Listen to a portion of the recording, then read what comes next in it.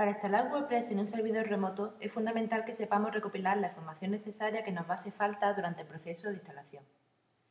Esta será la especificada a continuación. Podemos crear un texto plano donde escribir la dirección que nos va a hacer falta para procesos de instalación de WordPress y de esta manera tenerla siempre disponible.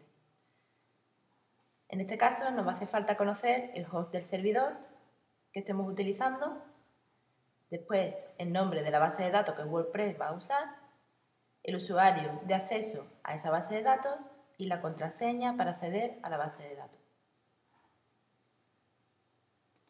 Tendremos acceso a toda esta información desde el panel de gestión del alojamiento contratado.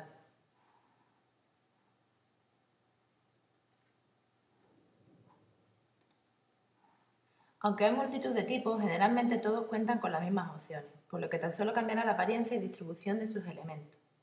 En nuestras aplicaciones, tal y como estamos viendo en pantalla, utilizaremos el gestor de servidor cPanel. Por tanto, lo primero que haremos es crear una base de datos para que WordPress trabaje con ella. Bajamos un poco y vamos a las opciones de MySQL base de datos.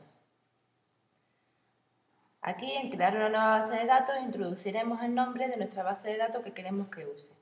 Si te fijas, el nombre está obligado a utilizar como prefijo el usuario de la cuenta en cPanel. Pues bien, aquí pongo el nombre de la base de datos, por ejemplo, WordPress. Pulso el botón Crear base de datos y ya tendré creada mi base de datos para utilizar en WordPress. Si vemos aquí, este sería el nombre de mi base de datos. Voy a copiarlo en el bloc de notas. Ya tendría este dato, que es el nombre de la base de datos. Bien. Ahora me queda crear el usuario y la contraseña de acceso a esa base de datos y conocer el host. Vuelvo hacia atrás y para crear el usuario bajo un poco y aquí en añadir nuevo usuario voy a crear el nombre de mi nuevo usuario. Si te fijas, también nos obliga a tener el prefijo del usuario de cPanel. Voy a poner que el nombre sea admin. En cuanto a la contraseña, voy a utilizar el generador de contraseña fuerte, por ejemplo, aquí generar contraseña, puedo elegir la que yo quiera, por ejemplo esta. Es importante que la copiemos, marcamos este casillero y le decimos que utilice esta contraseña. Le damos a crear usuario,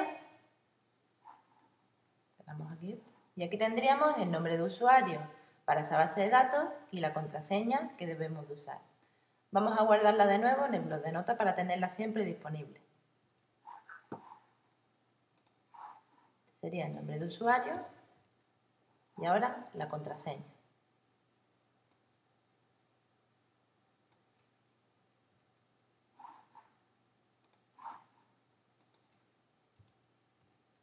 Bien, vuelvo hacia atrás y ahora tengo que asignar esa base de datos al usuario creado. Si nos fijamos aquí, en la recopilación de bases de datos del servidor, vemos la que acabamos de crear y aquí en usuario aparece vacío. Esto quiere decir que no tiene todavía ningún usuario asignado. Para hacer esta operación bajamos un poco y aquí en añadir usuario a base de datos, en la primer desplegable seleccionamos el usuario, en este caso solo aparece que tenemos creado, y la base de datos igual. Desplegaríamos y seleccionaríamos la base de datos que deseemos asignar a ese usuario. En nuestro caso solo aparecería uno. Y pulsamos en añadir. Aquí es importante que le otorguemos todos los privilegios a ese usuario sobre la base de datos. Marcamos este checkbox que marca todos los permisos y pulsamos en hacer cambio. Bien, ya tendríamos este usuario asignado a la base de datos. Vamos a comprobarlo en la tabla, bajamos aquí y efectivamente vemos que ahora usuario aparece con nuestro usuario creado.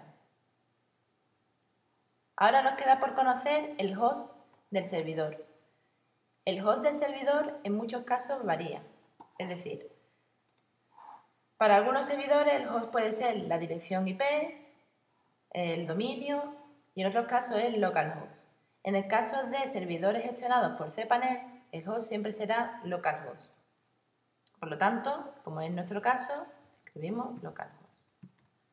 En caso de que no sea localhost el servidor que estés utilizando en el curso, lo que tienes que hacer es ponerte en contacto con el proveedor del alojamiento para que él te resuelva la duda y te diga cuál es el host que tienes que utilizar a la hora de instalar WordPress.